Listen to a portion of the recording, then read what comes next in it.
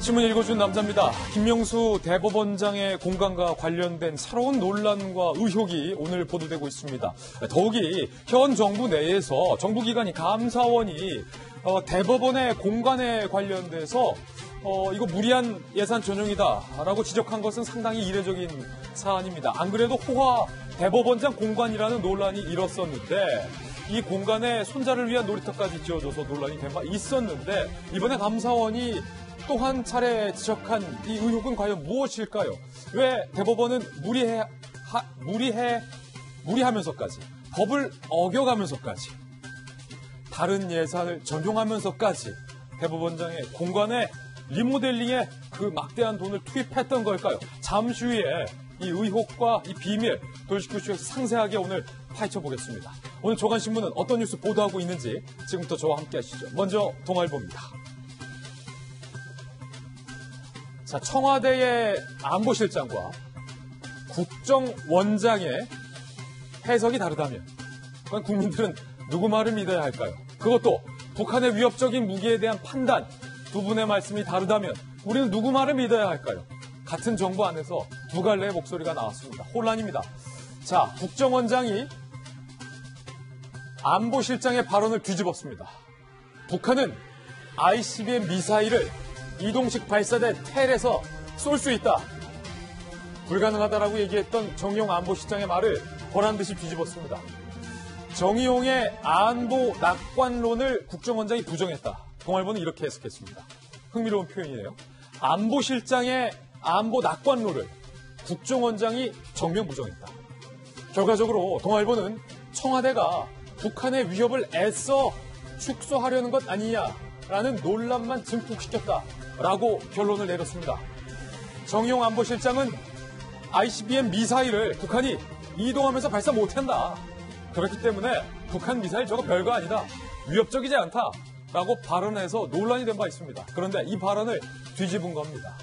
어제 국정원은 김정은이 다음 달 북미 정상회담을 목표로 한다라고 전망해서 이 또한 논란이 되고 있습니다.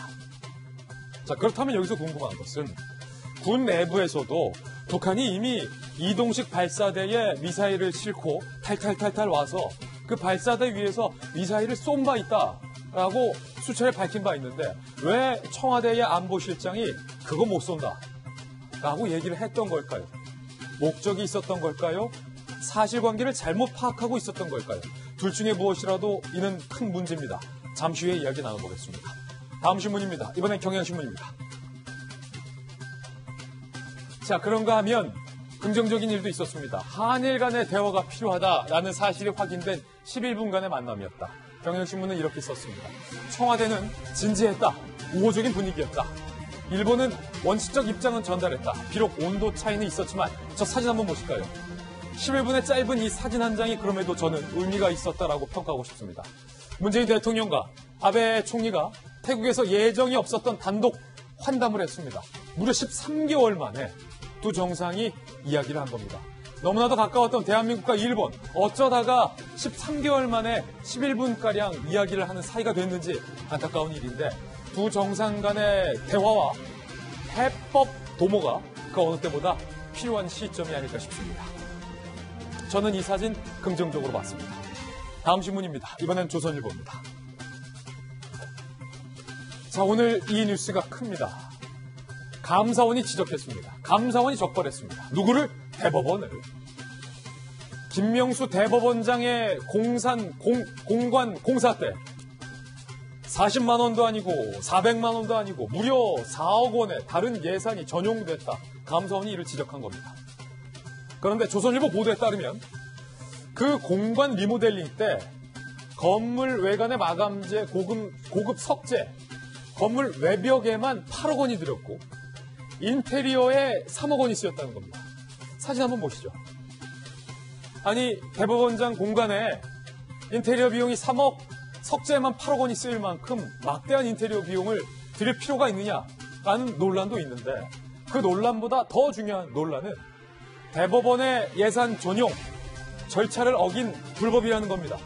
감사원이 이를 적발한 겁니다. 잠시 후에 상세히 이야기 나눠보겠습니다.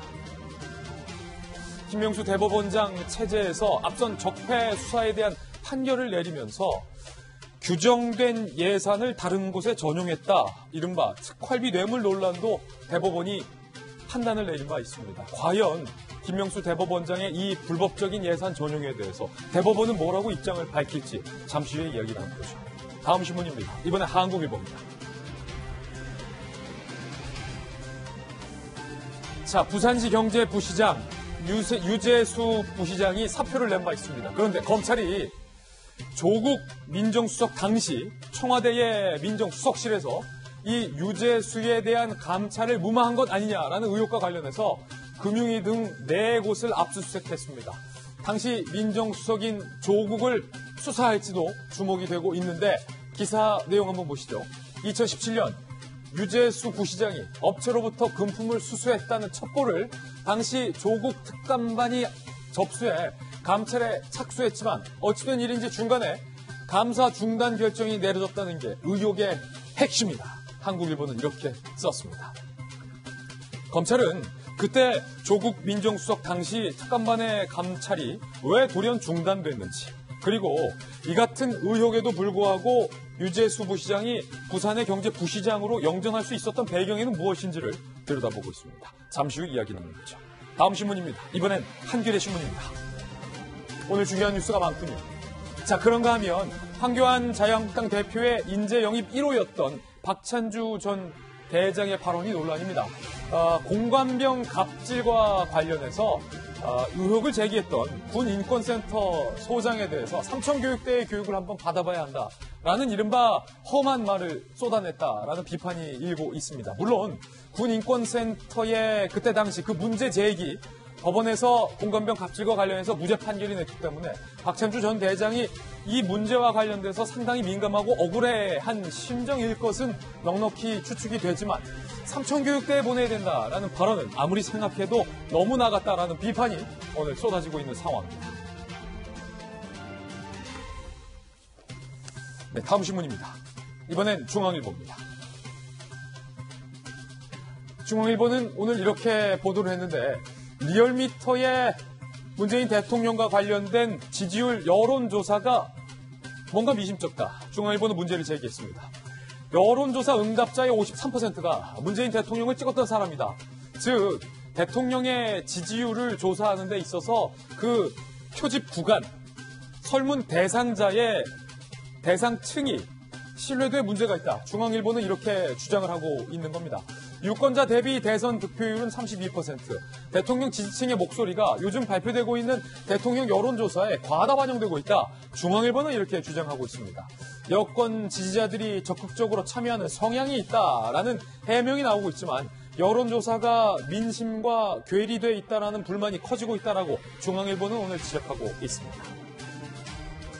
결국 대통령과 여당 지지층의 목소리만 대통령의 국정 지지율에서 부풀려지는 것 아니냐라는 게 중앙일보의 주장의 핵심입니다. 지금까지 신문 읽어주는 남자였습니다.